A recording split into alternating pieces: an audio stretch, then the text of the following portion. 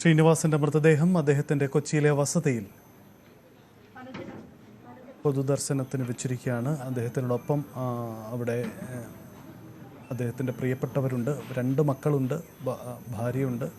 അങ്ങനെ നടൻ മമ്മൂട്ടി അടക്കമുള്ളവർ അവിടെ എത്തി പൊതുദർശനം അദ്ദേഹത്തെ അവസാനമായി കണ്ട് മടങ്ങിയിരിക്കുകയാണ്.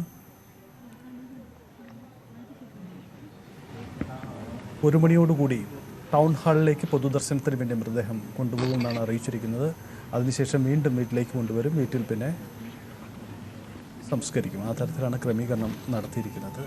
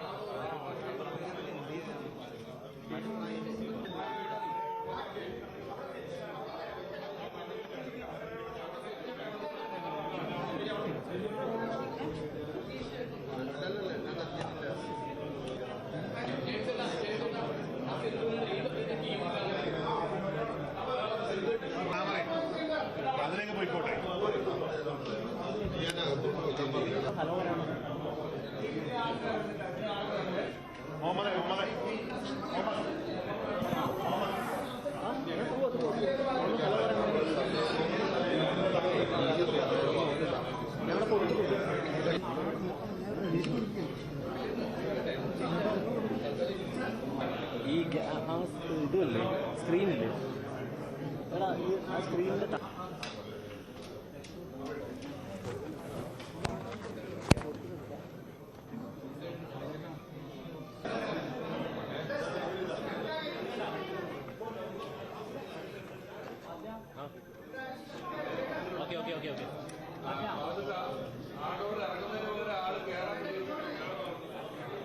ശ്രീനിവാസന്റെ മൃതദേഹം കൊച്ചിയിലെ വസതിയിൽ പൊതുദർശനത്തിന് വെച്ചിരിക്കുകയാണ്. ആളുകൾ വന്നു പോവുകയാണ്. അവിടെ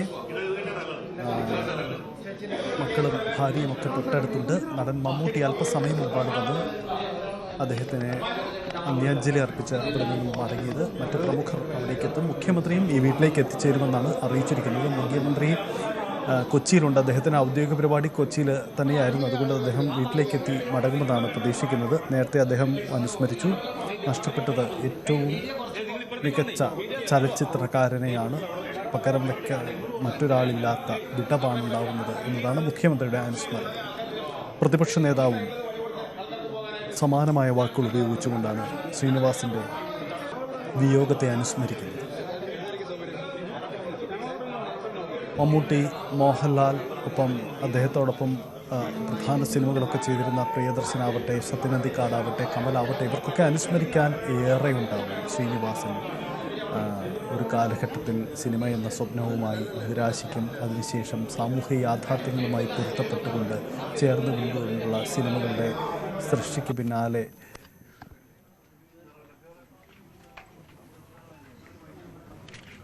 നടൻ മമ്മൂട്ടി അല്പസമയം മുമ്പ് അദ്ദേഹത്തിൻ്റെ വീട്ടിലെത്തി, ശ്രീനിവാസൻ്റെ വീട്ടിലെത്തി അദ്ദേഹത്തിന് അന്ത്യാഞ്ജലി അർപ്പിച്ചു. ആ ദൃശ്യങ്ങളാണ്. KP അഭിലാഷ് തുടരുന്നുണ്ട്. അഭിലാഷ്, നമുക്ക് കൊച്ചിയിൽ നിന്ന് ലഭിക്കുന്ന വിവരം അനുസരിച്ച് അല്പസമയത്തിനുള്ളിൽ തന്നെ വീട്ടിൽ നിന്ന് മൃതദേഹം എടുക്കുമെന്നുള്ളതാണ് വിവരം. പ്രമുഖരൊക്കെ അവിടെ വന്നു പോവുകയാണ്.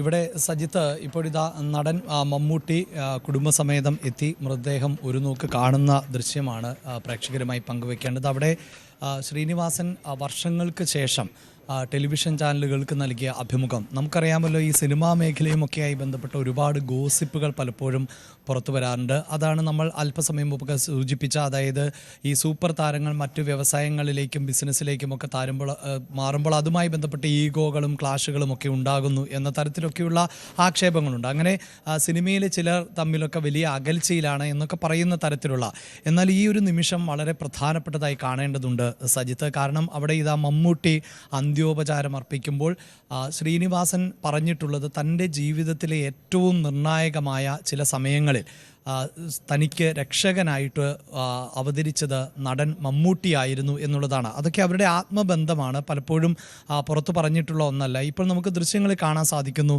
ശ്രീനിവാസൻ്റെ ഭാര്യയാണ് അവിടെ ശ്രീനിവാസൻ്റെ വിയോഗത്തിൽ വിതുമ്പുന്നത്.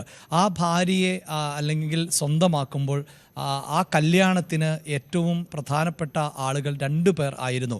ശ്രീനിവാസൻ ഒരിക്കലൊരു അഭിമുഖത്തിൽ പറഞ്ഞത്, ഒരു ക്രിസ്ത്യാനിയുടെ ഭാര്യയുടെ വളവിറ്റ കാശുകൊണ്ടാണ് എൻ്റെ കല്യാണം നടന്നത്, ഒരു മുസ്ലിം നൽകിയ പണം കൊണ്ടാണ് ഞാൻ താലി വാങ്ങിച്ചത് എന്നുള്ളതാണ്.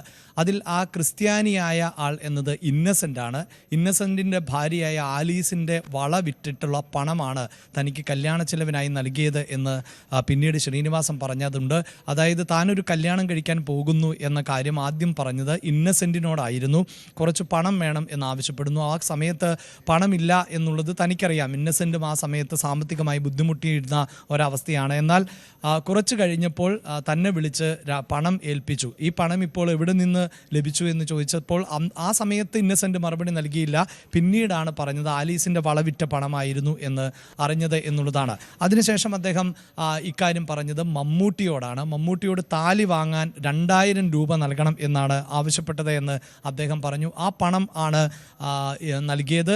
അതോടൊപ്പം തന്നെ ഞാൻ സൂചിപ്പിച്ചു, ഈ ശ്രീനിവാസനെ സംബന്ധിച്ചിടത്തോളം പലപ്പോഴും കാലത്തിന് മുന്നേ സഞ്ചരിച്ചിട്ടുള്ള ആളാണ്. പല കാര്യങ്ങളിലും ശ്രീനിവാസൻ്റേതായ നിലപാടുണ്ടായിരുന്നു. അപ്പോൾ അധികം ആർഭാടമൊന്നുമില്ലാത്ത ഒരു രജിസ്റ്റർ മാരേജ് എന്നതാണ് താൻ ആഗ്രഹിക്കുന്നത്, അധികമൊന്നും ആളുകളെ വിളിക്കുന്നില്ല എന്നുകൂടി മമ്മൂട്ടി അറിയിച്ചപ്പോൾ മമ്മൂട്ടി അന്ന് നൽകിയ മറുപടി മറ്റാരും വന്നില്ല എങ്കിലും ഞാൻ വരും എന്നുള്ളതാണ്. അങ്ങനെ ഉള്ള മമ്മൂട്ടി പിന്നീട് മമ്മൂട്ടിയൊന്നും ഇതുമായി ബന്ധപ്പെട്ട് കൂടുതൽ പ്രതികരണങ്ങളിലേക്കൊന്നും പോയിട്ടില്ല. കാരണം ഇതൊക്കെ അവരുടെ വ്യക്തിപരമായ കാര്യങ്ങളാണ്, അവരുടെ വ്യക്തിപരമായ ഇഷ്ടങ്ങളാണ്, സൗഹൃദങ്ങളാണ്.